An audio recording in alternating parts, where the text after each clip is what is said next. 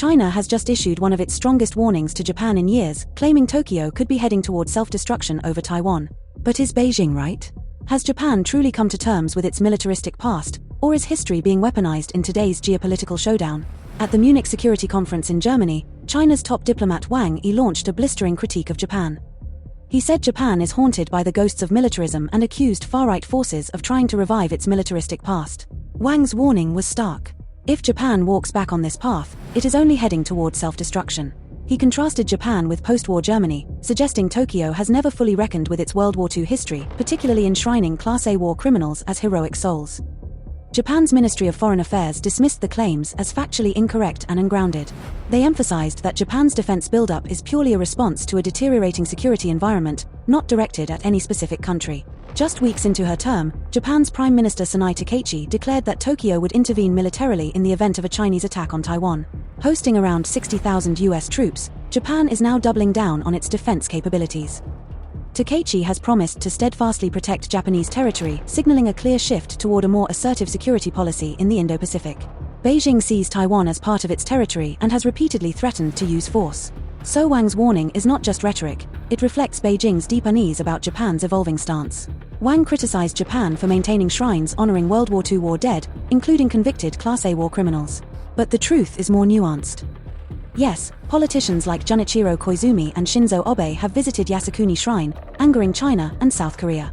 And some Japanese textbooks downplay wartime atrocities, from the Nanjing massacre to forced comfort women. Revisionist voices portray Japan more as a victim of atomic bombings than as an aggressor. As Hiromichi Moteki of the Tokyo-based Society for the Dissemination of Historical Fact says, "We want the right to remember and honor our war dead and teach our younger generations the history of the nation."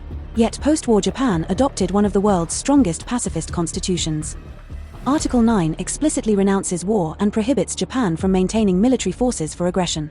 Unlike Germany, Japan resisted developing offensive missile programs or exporting weapons, and upheld strict anti-nuclear principles, all while regional rivals like China, North Korea, and Russia rapidly modernized militarily. Here's the critical context. Unlike Germany or Italy, Imperial Japan didn't collapse after World War II. The surrender was orderly, the monarchy remained, and the Imperial General Headquarters commanded troops to lay down arms. This continuity partially explains why Japan continues to honor its war dead, even those convicted as criminals.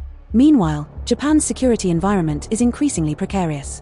It faces territorial disputes with both Russia and China, lives in a region with nuclear-armed neighbors, and cannot rely entirely on the US for protection, unlike NATO members in Europe. So while Beijing paints Japan as a latent aggressor, Tokyo's cautious militarization is as much about survival in a volatile Indo-Pacific as it is about historical reckoning. Japan's history is complex, neither purely heroic nor wholly villainous. And in today's Asia, the ghosts of World War II are intertwined with the real and present threats of China's rise.